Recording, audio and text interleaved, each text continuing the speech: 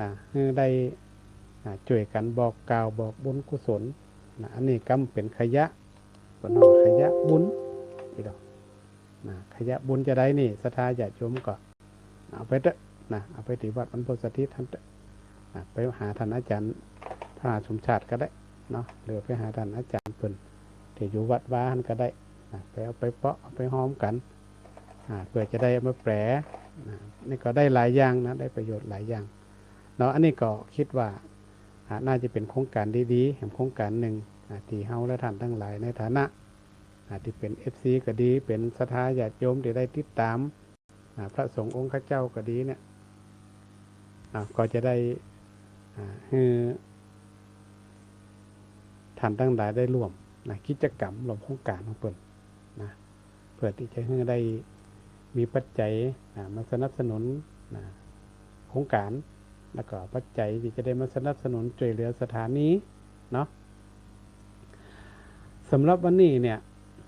ก็จะได้เอาเรื่องของเหตุการณ์ที่มันเกิดขึ้นเป็นกระแสโซเชียลก็ดีดังๆนะได้มาโอมาจาวันอาทิตย์ก่อนก็ติดภารกิจไปต่างจังหวัดไปกิจเปิดนิมนต์ไปก็จะเป็นต้องไปนะก็ไม่ได้ออกสถานีสกรรมนะแต่วันนี้ก็จะได้นำเรื่องราวที่มันเป็นกระแสเป็นเรื่องที่เขาทกเถียงกันในโซเชียลก็ดีหรือว่าจะเป็นในหลายๆคู่หลายๆท่านเนาะเป็นข่าวที่โด่งดังมากก็ดีวันนี้เขาจะได้เอามาวิเคราะห์เกี่ยวกับเรื่องของธรรมะก็คือเหตุการณ์ตีละอ่อนอายุ11 ปีที่ขับรถรถยนต์แล้วก็เอาไปจนพระธุดงค์ถึงแก่มรณภาพไปประมาณ10 รูปแล้วก็บาดเจ็บก็มากมายเป็นข่าวใหญ่โตของประเทศเฮาข่าวหนึ่งก็ได้ที่เกี่ยวข้องกับพระสงฆ์องค์เจ้าหลายกู้หลายท่านก็ลงกันวิพากษ์วิจารณ์กันไปต่างๆนานาแต่ว่าวันนี้ผมได้มาวิจารณ์กันมาวิพากษ์กันว่าไปผิดไปถูกในห้องบ่มีกันว่าวันนี้นะแต่เขาจะได้มาอู้ในเชิงของธรรมะว่าเขาถอดรหัสว่าเพราะอะไรอย่างละอ่อนคนนี้เนี่ยถึงเอามาจนตัวเจ้าที่เดินทุดงอยู่ข้างถนนอยู่เนี่ยระยะต่างติดรถออกมาก็10 กว่ากิโลก็เท้าคิดถึงกับไก่พอสมควรละอ่อนอายุ11 ปีนี่ศรัทธาญาติโยมเขาก็วิเคราะห์ดูข่าวดูอย่างเอาต่างๆเนาะประเดี๋ยวนี้ในโซเชียลนี่จึงลงเปิด TikTok ว่าข่าวทุกตีทุกแห่งลงหมดก็เป็นข่าวติดเท้าบ่ฮู้บ่ฮู้นี่แสดงว่าเฮาได้ดูโซเชียลบ่ดูข่าวสารเลยสถานีโทรทัศน์ทุกช่องโซเชียลข่าวต่างๆก็ลงกันมากมายก็ต่างก็มีความคิดเห็นต่างๆนานาแต่วันนี้ทุกเจ้าบ่ได้เอามาแสดงความคิดเห็นว่าผิดว่าถูกแต่จะเอามาวิเคราะห์มาถอดรหัสเรื่องของธรรมะเขาจะเอาธรรมะไปจับว่ามันเกิดอย่างมันเป็นจะได้มันถึงเป็นอย่างอี้ทั้งตีละอ่อนคนนี้อายุแค่11 ปีขับรถขับรถยนต์ได้แล้วก็ตามที่เขาหันข่าวแต่สิ่งที่จะมาอู้ถึงเนี่ยคือเรื่องของธรรมะเป็นเรื่องที่เขาอาจจะคิดหรือบ่คิดก็แล้วแต่แต่มาเองก็ดูข่าวเหมือนกันก็มาดูว่าตั้งแต่ออกบ้านมาแปลกมันบ่จนไหนสักเตี่ยประตูก็บ่จนหัวก็บ่จนมาตามถนนหนทางมาตามเลนผ่องบ่ตามเลนผ่องแต่ก็บ่จนไผบ่มีรถจนบ่มีรถที่จะสวนมาจนเลยทั้งที่ก็ตามเลนผ่องบ่ตามเลนผ่องตามที่เขาดูข่าวและที่สำคัญคือมาถึงด่านตำรวจแปลกรบตีแท่งอย่างที่เพิ่นเอาเกิดไปด่านมันก็ไปได้อยู่เนี่ยมันก็บ่จนเนี่ยทั้งตีตังก็ค่อนข้างจะแคบลงในด่านสุดท้ายมาก็มาจนมัทะลุกับพระธุดงค์ ศรัทธาญาติโยมหันข่าวนี้แหละก็บ่อยากพอศรัทธาเนาะใจมันสลดหดหู่มันหันแล้วเนี่ยแต่ว่าเพราะไอ้หยังมันถึงบ่จนวันนี้อาตมาก็เลยคิดว่า เนาะเขาก็จะอู้เรื่องของกรรมกรรมว่าละออนคนนี้เนี่ยก็อาจจะได้สร้างกรรมกับพระธุดงค์ไว้ ในหลักของพระพุทธศาสนาเขาเนี่ยมีกรรมอยู่12ประเภทแบ่งเป็น3หมวดนะเขาแปลกใจว่าละออน11 ขวบนะครับรถออกมาอย่างบ่จนหันจนนี่เนี่ยเราวิ่งมาถึง10 กว่ากิโลแล้วมาจนพระธุดงค์จะเป็น10 กว่าโลเขาก็เป็นเรื่องที่แปลกใจแต่ถ้าเรามองถึงเรื่องของธรรมะก็คือเรื่องของกรรมเนี่ยมันมี12อย่างนะแต่เป็นแบ่งเป็น3หมวดถ้าเรามองถึงกรรมก็คือการกระทำเนาะอาจจะเป็นกรรมที่สร้างทำกันไว้ในอดีตก็ได้วันนี้ก็เลยจะเอาชาดกหรือเรื่องราวต่างๆมาอู้มาเล่าศรัทธาญาติโยมทั้งหลายโดยเฉพาะเรื่องนี้นี่คิดว่าศรัทธาบางท่านอาจจะเคยได้ฟังโดยเฉพาะครูบาอาจารย์ได้เปิดมหาปรริญญาวันนี้ถ้ามันผิดมันถูกจะได้ก็ต้องขออภัยท่านมหาทั้งหลายด้วยเนอะก็จะเล่าไปตามตีเนื้อความเนื้อหามันปรากฏเรื่องของจักขุบาลเพราะว่าเป็นมหานี่เพิ่นก็จะได้เฮียนธรรมบทเรื่องจักขุบาลนี่รู้สึกจะเป็นเรื่องแรกนะในธรรมบทตีเนี่ยตีให้ตั้งมหาปรริญญาที่เพิ่นเฮียนบาลีเนี่ยได้แปลนะจักขุบาลเนี่ยเป็นตุเจ้าศรัทธาเป็นพระจักขุบาลเนี่ยอย่างจะต้องจือว่าจักขุบาลในหลายเล่มหลายตำราเนี่ยก็อาจจะกล่าวว่าเป็นภิกษุตาบอดตุเจ้าตาบอดแต่บ่ได้บอดตั้งแต่กำเนิดมาเนี่ยเขาก็จะฟังแล้วก็ลองดูว่ามันเป็นกรรมจะได้นะอย่างครับละอ่อนที่ว่ามาจนพระธุดงค์เนี่ยมันอาจจะเป็นกรรมจัดนี่ละคนเปิดโค้งบ่ฮู้จักกันจัดนี่นะละอ่อน11 ขวบก็พระธุดงค์ฮู้จักแต่มันอาจจะเป็นจัดก่อนจัดไหนบ่ฮู้นะที่อาจจะได้สร้างร่วมกันมาถ้าเฮาฟังเรื่องชาดกก็ดีฟังเรื่องของสาวกทั้งหลายแม้แต่พระพุทธเจ้าเองเนี่ยพระองค์ก็ยังจะเล่าเรื่องจาดของเปิ้น500 กว่าจาดคือกับสาวกทั้งหลายฟังว่าจาดนี่มันเป็นจะจาดก่อนเอาไปเนี่ยอย่างมาวันนี้ก็เรื่องของพระจักขุบาลหรือว่าตุเจ้าตาบอดเนี่ยก็เป็นเรื่องราวเรื่องหนึ่งที่มีความสำคัญในการแปลบาลีของอาจารย์พระมหาปรริญญาทั้งหลายนะจะเล่าด้วยย่อจักขุบาลเนี่ยถ้าภูมิหลังจากเศรษฐีไปสู่นักปฏิบัติเดิมเป็นชื่อว่าปาละเป็นบุตรของมหาเศรษฐีในเมืองสาวัตถีต่อมาเนี่ยเพิ่นก็ได้ฟังมีโอกาสได้ฟังธรรมเทศนาจากพระพุทธเจ้าเกิดความเลื่อมใสศรัทธาอย่างแรงกล้าศรัทธาเพิ่นว่าฟังแล้วนี่ใครบวช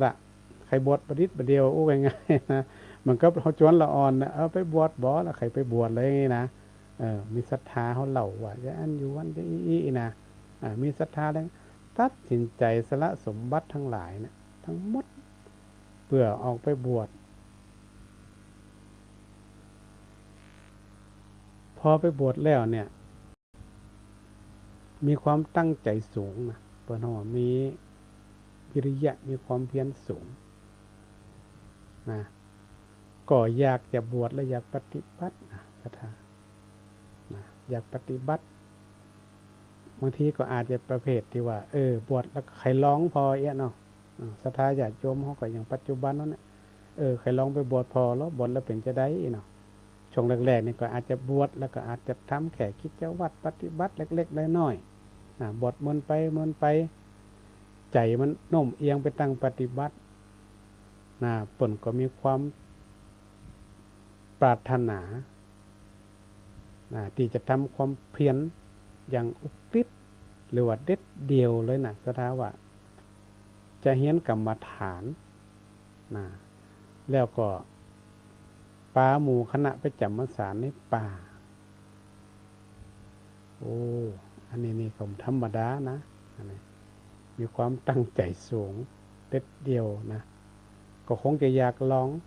งปฏิบัติเพราะว่าปฏิบัติแล้วเป็นยังไง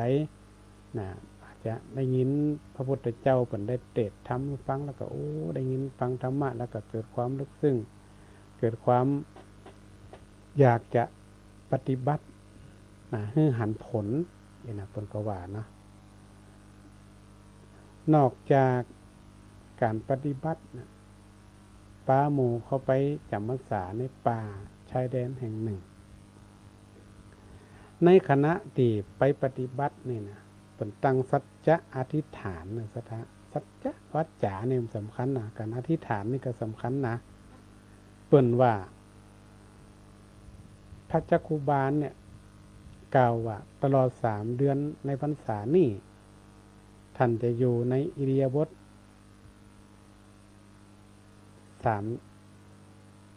อย่างก็คือเดินจงกรมแล้วก็นั่ง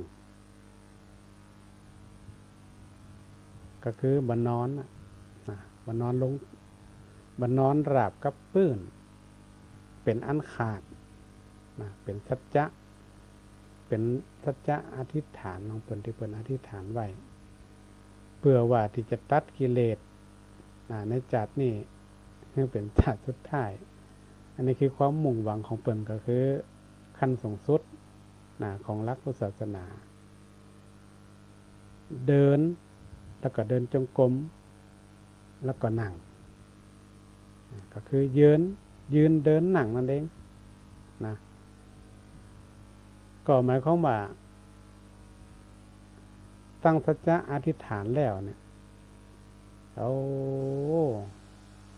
ทำตลอดวันค่ำคืนหงศรัทธาญาติโยมทั้งหลายในเมื่อความเพียรเนี่ยบัดยอมพักผ่อนผ่านไป1 เดือนเอาล่ะปัญหาก็เริ่มเกิดนะศรัทธาตาเนี่ยล่ะโดยเฉพาะโรคของตาเนี่ยมีความรุนแรงก็กำเริบขึ้นมาดวงตาของท่านก็เจอเจ็บปวดราวกับกระทบเปลวไฟก็คือห้อนโบนะศรัทธานะเพราะว่าอย่างถึงห้อนนะเพราะเขาบรรลับบรรนอนห้องบ่ได้นอนบ่ได้นอนหลับกับพื้นมันก็คือมันบ่สนิทเนาะถ้าเวลาเขานอนเนี่ยนั่งรับก็ดีจะรับจะได้ก็ดีทางบ่ได้นอนหลับกับพื้นเนี่ยมันรับบ่สนิทมันได้พักผ่อนตาเต็มที่ตาก็มีปัญหาเนี่ยแม่แต่หมอเจ้าบ้านเนี่ยเปิ่นปรุงยามาฮือส่งมาฮือหยอดแต่ก็ต้องนอนหยอดแต่ว่าพระจักคุบาลน่ะได้ความตีเปิ่นเคารพในเรื่องของสัจจะวาจาที่มันกล่าวไว้เปิ่นก็ตึงบ่ยอมหยอดเดินจงกรมเดินไปเดี๋ยวก็นั่งเดี๋ยวก็เดินเดี๋ยวก็นั่งเดี๋ยวก็เดินก็เนี่ยตัวยาที่ว่าจะหยอดเปิ่นก็มาสามารถจะรักษาได้เต็มที่หมอน่ะอดบ่ได้น่ะศรัทธาเหมือนก็เขาไปหาหมอทั้งวันเนี่ย หมอปัจจุบันนะก็บอกว่าถ้าท่านบ่ยอมนอนหยอดยานะนี่ ดวงตาของท่านจะต้องบอดสนิทอย่างแน่นอนอย่างเขาไปหาหมอเนี่ย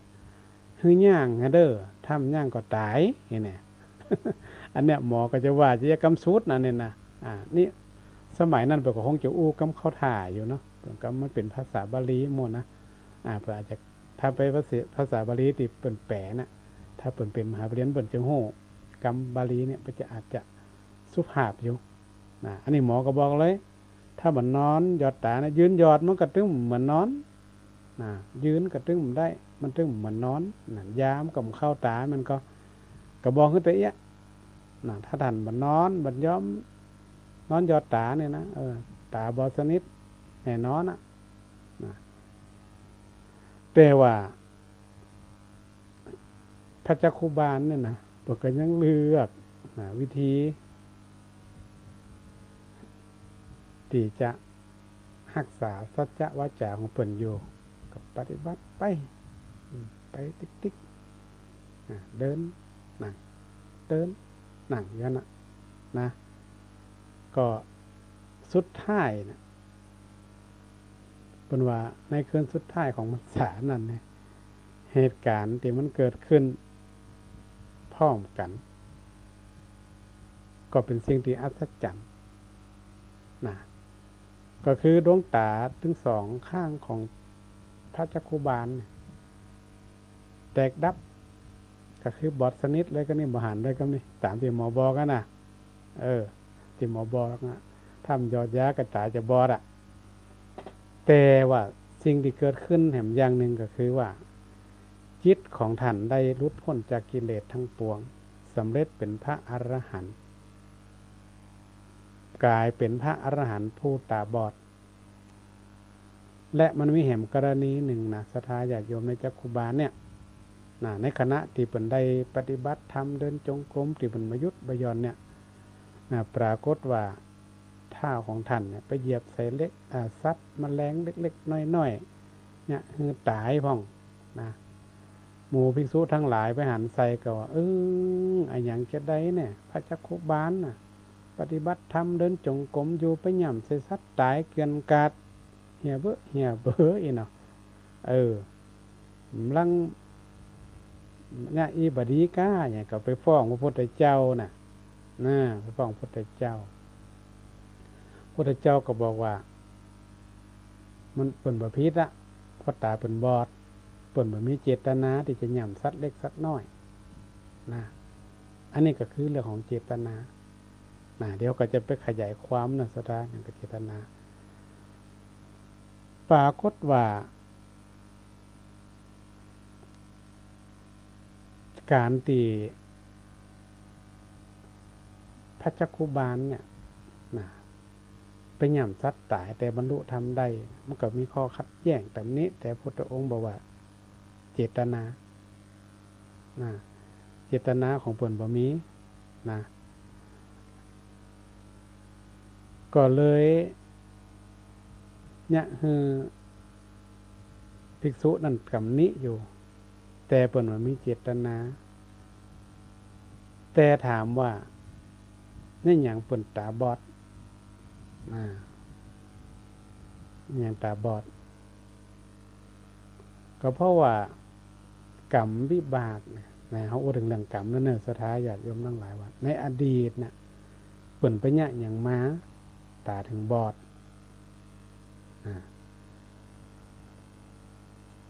พุทธเจ้าเนี่ยก็คงจะเล่าให้ฟังก็เลยเล่าอดีตชาติของพระจักคุบาลว่าในอดีตชาติเนี่ยจักคุบาลเนี่ยเพิ่นเคยเป็นหมอรักษาดวงตาเป็นหมอตาในสมัยปัจจุบันคือเป็นหมอตาเป็นหมอที่เก่งมีความรู้ความสามารถมีความเชี่ยวชาญเขาคิดว่าหมอสมัยนั้นเนี่ยลองคิดว่าจะเก่งขนาดไหนในการที่รักษาตาได้แต่ก็มันมีเหตุว่ามีแม่หญิงอยากจนคนหนึ่งตาผัวตาหมอตามเคยดีเคยหันเข้ามาให้เปิ่นช่วยรักษาแต่ว่าแม่หญิงคนนี้นี่ ก็คิดว่าอาจจะเป็นคนที่ฐานะเพราะใครดีในสมัยนั้นนะก็บอกว่าทางหมอช่วยรักษาได้เนี่ยก็จะสัญญาว่าถ้าท่านหมอรักษาตาให้หายแล้วกลับมาหันได้ตามปกติว่าตัวเก่าและลูกๆเนี่ยจะยอมเป็นทาสรับใช้ของท่านไปตลอดชีวิต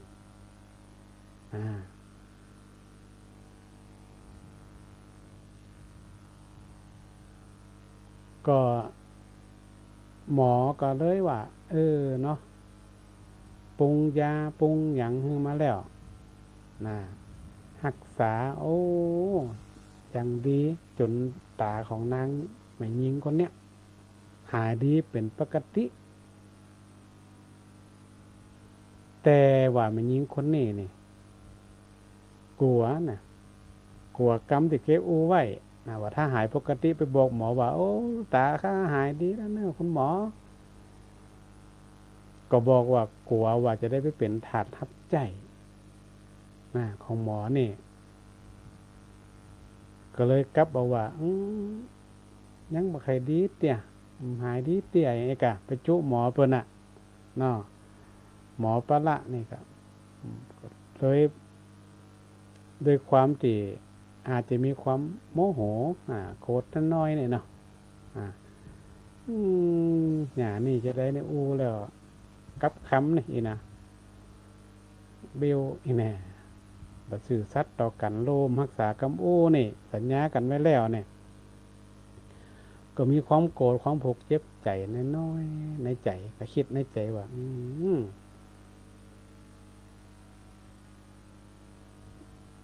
ถ้าในเมื่อเธอเนี่ยเขาเนี่ยจุเอาอีเนาะในเมื่อมันใครตาบอดอันเขาก็เนี่ยมันตาบอดไปเลยอย่างเงี้ยประหมอนี่นะเขาจัดเอาเหมือนกันในหมอนี่ก็เอาก็เอาอันเขาก็บอดไปเลยนะหมอกันเลยเนี่ยหมอปาละเนี่ยนะในอดีตชาติของพระจักคุบาลเนี่ยก็เลยปรุงยาขึ้นใหม่กะแต่ยาเนี่ยมันเป็นยาตรงกันข้ามกับอันแหลกนะอันนี้เป็นยาที่มีฤทธิ์ทำลายประสาทตาแล้วก็บอกคือนางเนี่ยเอาไปหยอดแถมไม่หรอมันจะได้มันบ่หายนะเต้ผลโหเลยนางจุเนาะก็เนี่ย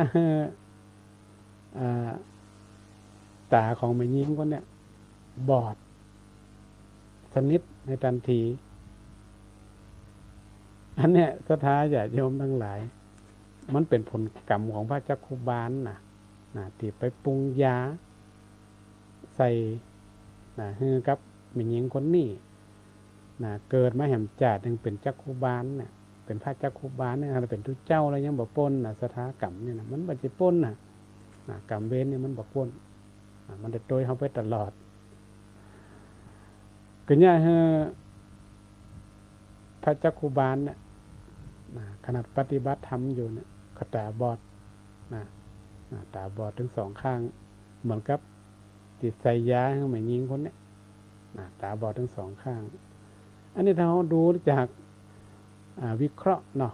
จากเรื่องราวเนี่ยว่าคนเฮาเนี่ยเนาะหนึ่งการรักษาสัญญาก็ดีเฮารักษาไว้ก็ดีเปิ้นว่าจะได้เฮาก็ว่าจะนั่นเนาะอันนี้จะได้มันเป็นจะอันพิษสัญญากลายเป็นเนี่ยเป็นกูกรรมกูเว้นเนาะเปิ้นว่ากูกรรมกูเว้นกันมาเกิดมาแห่มจาดก็ปรากฏว่าพระจักคุบาลก็ได้รับผลกรรมที่ไปใจยาพิษคือนางมันยอดตาเนี่ยตัวเองก็ตาบอดทั้งสองข้างแต่เปิ่นได้บรรลุอรหันต์บรรลุธรรมอยู่นะพระจักคุบาลเนี่ยถ้ามันเป็นธรรมบทเหล่าถ้าจะม่วนอยู่นะถ้าเป็นภาษาบาลีนี่นะถ้าจะม่วนอยู่ก่อนก็เคยได้แปลมาผ่องนะแต่ก็จำไม่ได้แล้วนะมันเมื่อนะ10 กว่าปีแล้วนะ10 กว่าปีเกือบ20 ปีแล้วก็เคยได้ไปศึกษามานิดๆหน่อยๆนะอันเนี้ยสถาเขามองถึงว่าคนเฮาเนี่ยหนึ่งเนาะถ้าเขามีสัจจะวาจาต่อกันมันก็จะเป็นเรื่องดีเนาะมันก็ต้องเป็นกูกรรมกูเว้นกูแค้นกูผูกแค้นกันละเนี่ยอันนี้ผูกแค้นกันมาผูกความโกรธกันมาจนมาข้ามแห่งภพแห่งชาติหนึ่ง ก็ยังผลกรรมตรงนั้นมันยังตุยไม่อยู่นะแล้วก็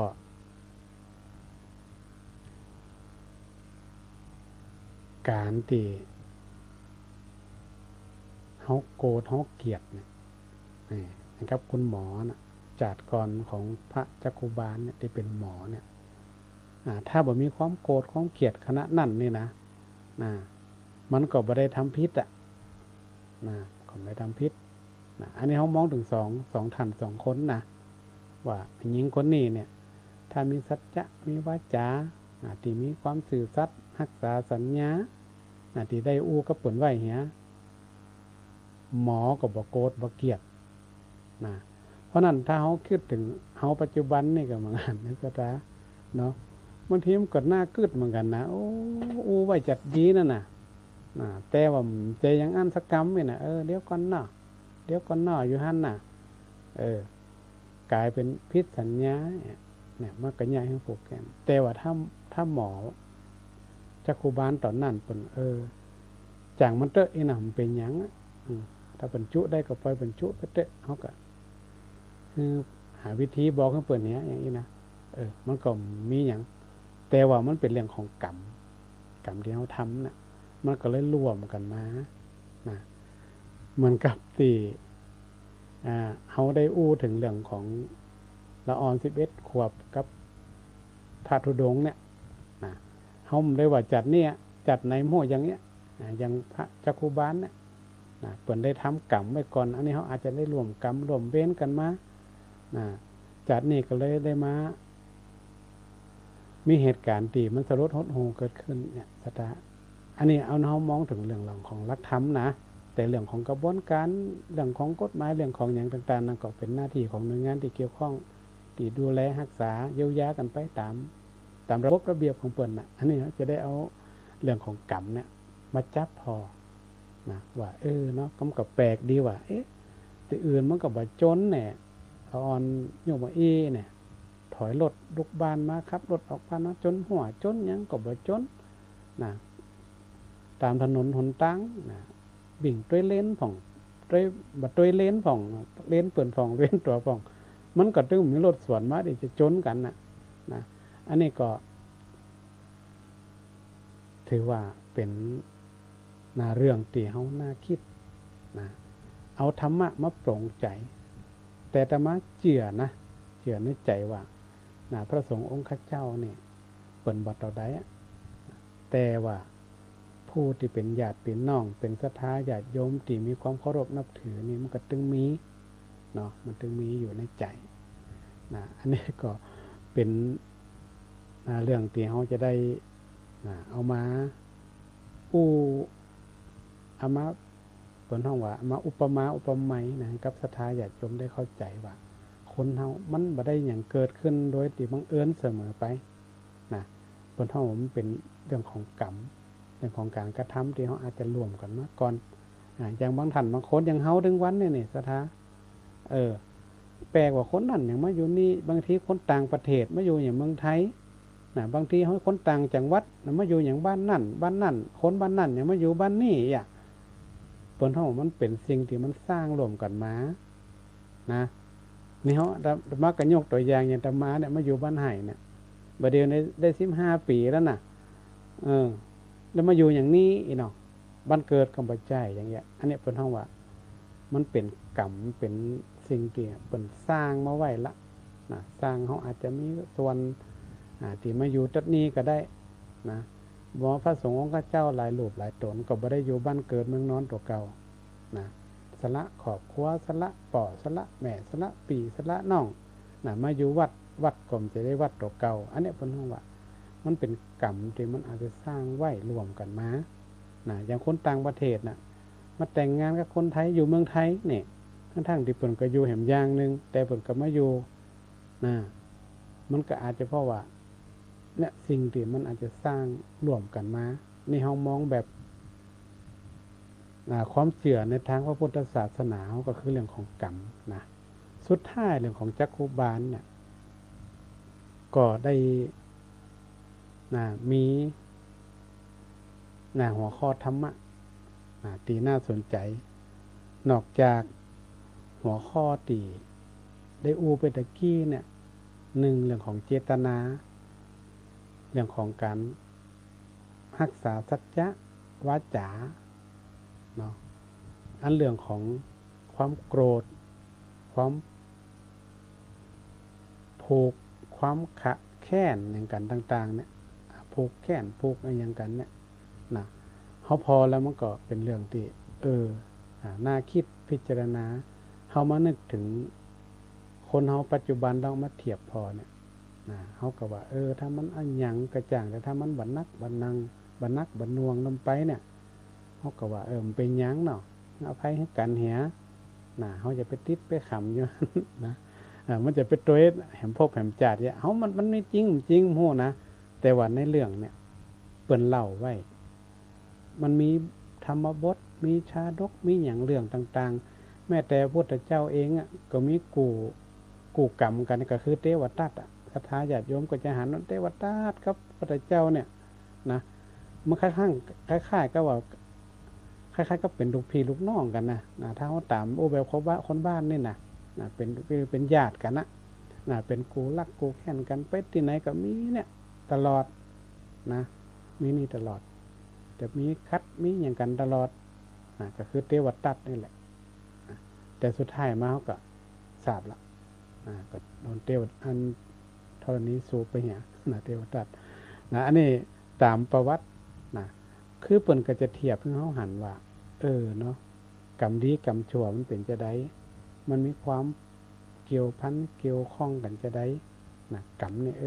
แต่เขาก็มาดีไปเจียเรื่องกรรมมัดทุกสิ่งทุกอย่างเจียแต่ส่วนมากคนเขาจะมาตัดพ่อตัดคือมันจบคือมันง่ายๆแล้วเป็นกรรมเป็นเวรเนาะมันก็สบายใจนะมันเป็นกรรมเป็นเวรของเปิ่นเนาะมันก็สบายใจดีนะแต่ถ้าเขามองเขาจะไปให้มันเสี่ยงทุกสิ่งทุกอย่างก็จะเป็นมันเสี่ยงกรรมก็เป็นส่วนหนึ่งเนาะกรรมก็คือการกระทำเนี่ยมันส่วนหนึ่งละแต่จริงผลจะได้เนี่ยเขาก็มาดูเนี่ยเนาะเขาก็น่าคิดนะเรื่องนี้อาจจะมีคนคิดหรืออาจจะมีคนคิดก็ได้ที่ข่าวที่เขาลงกันเนี่ยนะบางคนก็ไปทำอย่างนั้นอย่างนี้แต่เขามาคิดว่านี่อย่างมันประจนเนี่ยติดดานก็มีแท่งอะไรอย่างแดงๆนะก็จัดนักมันก็ประจดเนี่ยมาจนตุเจ้าแผ่อยู่ข้างตางแผ่เปิ่นไปอยู่ในนอกสุดปุ่นมัทะลุทับปังเพ่เนี่ยอันเนี้ยก็เป็นเรื่องราวที่ใหญ่โตโมโหลานศรัทธาญาติโยมทั้งหลายก็คงจะได้ฮู้ได้รับทราบเรื่องราวต่างๆเกิดขึ้นหน่วยงานที่เกี่ยวข้องทุกหน่วยงาน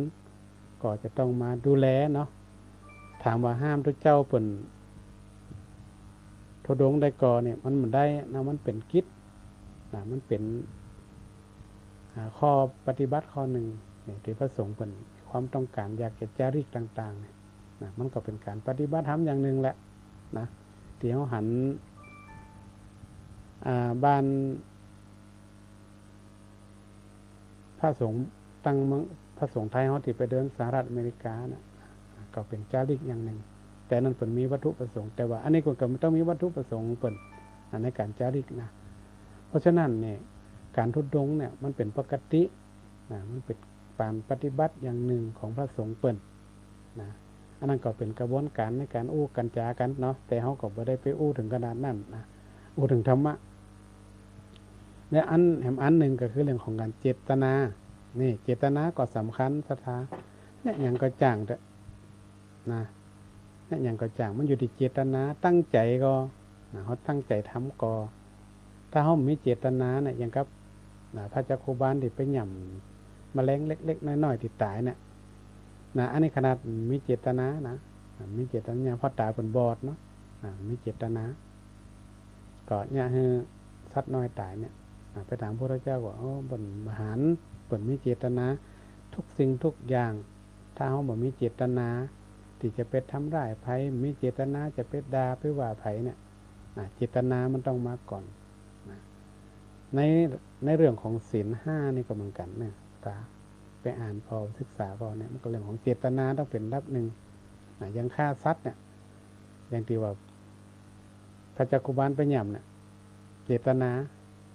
เปิ่นบ่มีเจตนาจะไปทำยังขับรถไปจนเนี่ยศรัทธาเปิ่นก็บ่มีเจตนาที่จะไปจนละ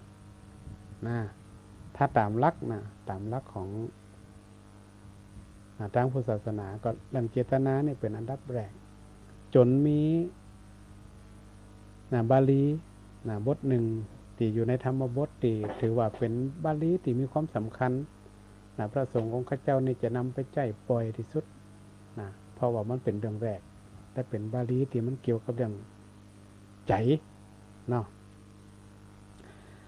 ที่ว่ามโนบุพพังขมาธรรมาทำทั้งหลายมีใจเป็นหัวหน้ามโนเศรษฐามโนมยามีใจเป็นใหญ่สำเร็จได้โดยใจนะว่าบ่หมดแล้วนะเอา2กลมไปละนะก็หมายความว่าใจนี่มันเป็นใหญ่ใจนี่มันเป็นหัวหน้าเป็นผู้นำทุกอย่างใจนี่แหละนะมันเป็นหัวหน้ามันเป็นผู้นำสำเร็จหยังก็ด้วยใจทั้งนั้นน่ะจะสำเร็จเริ่มสำเร็จก็ด้วยใจเหมือนเขาก็จะทำอย่างสักอย่างเนี่ยเขาต้องใจเขาฮักนะการเทศการบรรยายร้องใจมากแล้วมานี่ต้องจวนแต่เนี่ยถึงมาตัวเจ้าตัวปีตัวเอาพระอาจารย์ไปบรรยายกำล้อไปเทศกำล้อนะถ้าใจผลมาเนี่ยก็ถึงเมาเอาแต่น้อยนะแสดงว่าใจมาถ้าว่าไปก็ไปนะอันนี้ใจมาแล้วเนี่ยนะไปหันไปนี่บ่นะถ้าว่าไปเดี๋ยวก่อนนอกพอก่อนนอกเนี่ยแสดงว่าใจบ่มานะอันนี้เป็นห้องว่าทุกสิ่งทุกอย่างมีใจเป็นหัวหน้าใจเป็นหัวหน้าแล้วก็ใจนี่ก็เป็นใหญ่แล้วก็สำเร็จด้วยใจทุกสิ่งทุกอย่างก็สำเร็จด้วยใจเพราะใจมันต้องเกิดก่อนหรอกใจมันต้องไปก่อนใจไปแล้วก็เกิดแล้วก็ลองปฏิบัติอันนี้ก็จะเป็นบาลีที่มีในเรื่องของจักขุบาลความจริงแล้วเนี่ยของจักขุบาลเนี่ยมันเป็นธรรมบทมันเป็นภาษาบาลีทั้งนั้นนะพระอาจารย์พระมหาทั้งหลายเนี่ยมันก็จะหู้ดีอยู่ละอย่างนี้นะมันเป็นเรื่องแรกเป็นเรื่องที่สำคัญแล้วก็ธรรมะบทนี้ก็จะนำมาใจบ่อยมาใจบรรยายมาใจเทศอย่างบ่อยนะดังนั้นเขาท่านทั้งหลายเนี่ยได้ยินเรื่องของเจตนาก็ดีการรักษาสัญญากำอูกำจ๋าสัจจะเนี่ยมันมีความสำคัญนะกำอูเนี่ยถ้ามันอยู่ที่เฮาเนี่ยนะ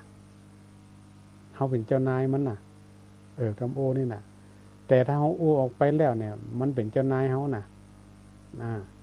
ถ้าเฮาบ่ปฏิบัติตามที่เฮาอูออกไปเนี่ยเป็นเรื่องเป็นราวละนะเดี๋ยวฮับปากว่าจะฮื้อเนอะจะฮื้อนั่นฮื้อนี่มือสักกรรมนะมันก็ถือว่าเป็นการพิษกำอูกำจ๋าพิษสัญญาสัจจะวัจจาเนี่ยมันมีความสำคัญธรรมะเรื่องของสัจจะวัจจามันมีอยู่ในหลายข้อหลายตีหลายแห่งนะถือว่าเป็นหลักธรรมที่มีความสำคัญเนี่ยให้คนไว้ใจแม้แต่ในศีลก็มีศีล 5เนี่ยก็มีความสำคัญเป็นอย่างยิ่งการอู้การจาเนาะของคนเฮาเนี่ย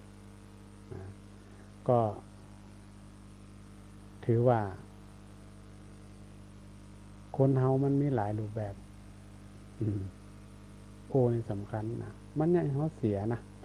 ถ้าแบบมีสัจจะมีกรรมที่เขาจะรักษาไว้ได้รักษากรรมเขาได้นะมันเนี่ยเขาเสียความเชื่อมั่นคนต่อไปคนก็มั่นใจ มั่นใจแล้วนะอันนี้เขามาฟังเรื่องของจะเป็นธรรมบทก็ดีจะเป็นเรื่องของชาดกก็ดีมีศรัทธาธรรมมีธรรมะมีหัวข้อธรรมที่อยู่ในหันเนี่ยเขาก็ต้องมาพิจารณาถึงปัจจุบันนี่ตัวความโกรธเนี่ยที่จักขุบาลในอดีตเนี่ยที่เป็นหมอที่โกรธกับแม่หญิงคนเนี้ยที่ไปจุบเนี่ย ขนาดว่าแม่หญิงคนที่จุเปิ่นน่ะเปิ่นโกรธบ่ได้น่ะเนี่ยยังเปิ่นหลงผิดได้นะความโกรธน่ะความเกลียดเนี่ยมันก็อยู่ในกิเลสข้อหนึ่งกิเลส3นะความโลภความโกรธความหลงนะโกรธนี่บัดนี้บางคนนี่ก็โกรธอันหยังเพิ่นว่าก็โคตรตรงเด้อนะโกรธเกลียดแล้วก็ผูกใจเจ็บด้วยนะบางคนเนี่ยเพราะนั้นเราต้องรู้จักระมัดระวังสิ่งเหล่านี้โกรธนักก็บ่ดีเดี๋ยวคนก็บ่โอ้ตัวละเอ้าต้องโอ้ก็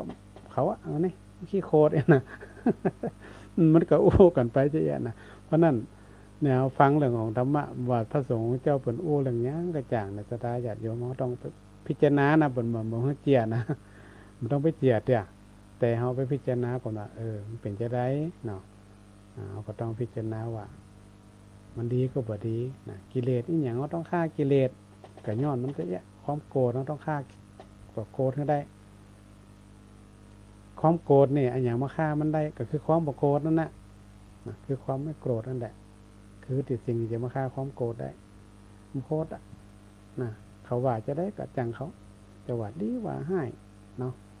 จะซอเสียดจะเหล่าขวัญจะได้กระจ่างได้นะเขาก็ต้องไปโคตรไปแขดเขาแต่บางทีเขาก็มันเหมือนกับเป็นการสะท้อนถามเขาเหมือนกันนะว่าสิ่งที่เขาว่ามันแต่ก็บ่แต่ยี่นะมันแต่ก็เขาก็มาพิจารณาแต่เขาว่าสิ่งเขาว่าแต่ก็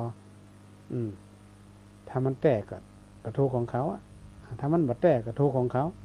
เพราะคนเฮานี่มันต้องมีความโกรธความโกรธกิเลสตัณหาคนมันต้องมีอยู่แล้วนะมันต้องมีอยู่แล้วทุกคนน่ะจะมีนักมีน้อยบ่ได้นะเพราะนั้นเนี่ยความโกรธเนี่ยมีความสำคัญนะปาละเนี่ยหมอปาละเนี่ยก็ย้อนโกรธนั่นนะถึงเนี่ยไปลงมือทำไปจนตัวเองเกิดมาแห่มจาดเป็นตุเจ้าอยู่น่ะก็ยังตากรรมตรงนั้นนี่ตันแห่มจาดนี่อยู่ตันจาดที่เป็นตุเจ้าอยู่หรอกยังบ่พ้นนะดังนั้นเรื่องของกรรมเรื่องของเว้นนะเรื่องของธรรมะทั้งหลายเนี่ยศรัทธาญาติโยมเอากับมันไปพิจารณาเนาะพิจารณาเอานะวันนี้ก็ได้นำเรื่องราวต่างๆที่มันเกิดขึ้นในสังคมเฮาที่มันเป็นกระแสเป็นเรื่องที่มันอาจจะบ่เคยเกิดขึ้นนะแต่สิ่งหนึ่งที่เฮาก็ต้องระมัดระวังนะเฮาอู้ถึงเรื่องของละอ่อนขับรถเนี่ยพ่อแม่ก็ต้องดูแลดูแลเพราะว่าละอ่อนมาเดียวนี่มันก็อาจจะเรื่องการเล่นการใจเวลาว่างการใจเวลารวมถึงเรื่องของการฝึกหัดฝึกสอนให้ละอ่อนขับรถขับลาบอกว่าจะเป็นรถเครื่องรถอย่างก็ดีเนี่ยถ้ามันเป็นไว้ที่มันยังเหมาะสมเตือนเนี่ยเขาก็ควรจะให้เขาไว้ก่อนก็ได้มันจำเป็นต้องขนาดนั้นเพราะมันเกิดปัญหามาแล้วเนี่ยมันก็ลำบากเนาะกระบวนการกว่าต่างกระบวนการเพราะนั้นละอ่อนก็คือละอ่อนนะเขาก็เข้าใจอยู่ละอ่อนคือละอ่อนแต่มันเป็นเหตุที่สะเทือนขวัญเป็นเหตุที่สลดหดหูใจที่มันเกิดขึ้นเนี่ยผู้ปกครองเขาทั้งหลายนะศรัทธาญาติโยมที่มีลูกมีหลานก็ดีเนาะก็ฝากเตือนไปนะว่าอันไหนที่มันเหมาะสมเขาก็ต้องพิจารณาเองบางทีบางครั้งเขาจะไปคิดเอาคนเดียวจะไปคิดเอาคนเดียวอย่างที่อาตมาเอาเรื่องกรรมมาอู้เนี่ยมันก็เป็นส่วนหนึ่งต่ออันบ่ได้ว่าทั้งหมดที่อาจจะเป็นข้อคิดเตือนใจเขาเพื่อเขาเกิดความสบายใจขึ้นมาแหมน้อยแต่สิ่งหนึ่งเขาก็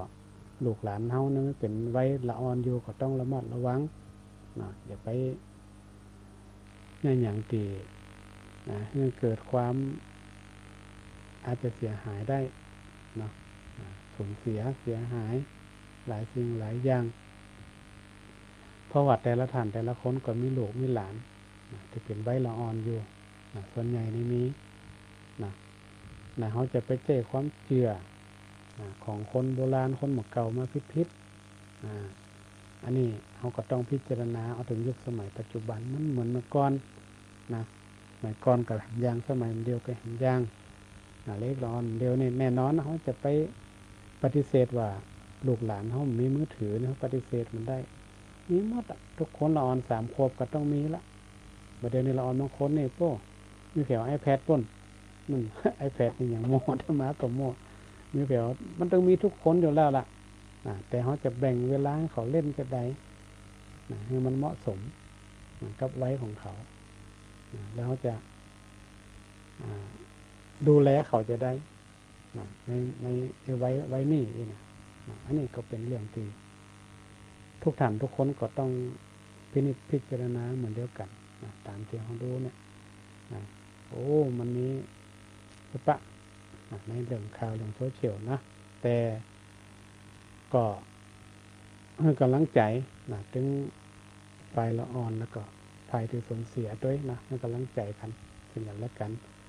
ภัยพยาให้มันเกิดเหตุที่นะแต่ว่าต่อไปในอนาคตเนี่ยการป้องกันนี่แหละมันเป็นสิ่งที่สำคัญว่าหน่วยงานที่เกี่ยวข้องจะหาวิธีป้องกันจะได้มันห้ามมาได้บางสิ่งบางอย่างมันห้ามมาได้แต่เขาจะกันจะได้ป้องกันจะได้เขาจะมีวิธีการจะได้ที่จะมาดูแลเพื่อให้มันอยู่ตรงกลางที่สุดมันอยู่ตรงกลางที่สุดแล้วก็ประเทศไทยเขาเนี่ยมีบุญทางอุตตามลักของศาสนาเขาเนี่ยของพุทธศาสนาก็เป็นประเทศเป็นประชาชนที่มีบุญที่สุดโชคดีที่สุดในโลกนี่1เวลามีเหตุการณ์ที่เกิดขึ้นเนี่ยหน่วยงานที่เกี่ยวข้องทุกหน่วยงานมาดูแลมาช่วยเหลือเนี่ยถึงตั้งหน่วยงานต่อไปก่อนตั้งแต่ท่านนายกรัฐมนตรีลงมาเขาช่วยกันดูแลกันคือเกิดความสบายใจถึงแม้ว่ามันทุกตั้งใจละแต่ตั้งกายก็ยังสบายน้อยในงานนั่นในงานนี้มาช่วยให้อันที่1อันที่2ที่โชคดีอันที่2นี่ก็คือโชคดีนักๆเลยก็คือในหลวงเขามีในหลวงตีมีพระมหากรุณาธิคุณมีพระเมตตาอันสูงยิ่งพระองค์เนี่ยขนาดเขาคิดว่าข่าวอย่างเงี้ยมันบางทีเปิ่นก็พระองค์ก็บอกคนจะลงมาอย่างเงี้ยนะพระองค์ก็มีพระมหากรุณาธิคุณมีพระเมตตาเป็นอย่างสูงที่ได้เข้ามาช่วยเหลือเนี่ยว่าพระสงฆ์องค์เจ้าหรือว่าผู้ที่ได้รับผลกระทบทั้งหลายเนี่ยอันเนี้ยคือว่าเฮาเนี่ยเป็นคนไทยเฮามีความโชคดีมีบุญบ่ว่าจะเป็นไทยก็แล้วแต่ในหลวงรัชกาลที่10เฮากับพระบรมวงศานุวงศ์เนี่ยแม้แต่เป็นคนบ้านเป็นตุเจ้าพระองค์ก็มีพระเมตตาสูงช่วยเหลือเนี่ยก็ถือว่าเฮาเกิดเป็นคนไทยเนี่ยเฮาโชคดีที่สุดในโลกละมีความช่วยเหลือดูแลสิ่งกันและกันตามเหตุและปัจจัยอันนี้ก็เป็นเรื่องหนึ่งที่พระสงฆ์นิกรชาวไทยทุกหมู่เหล่า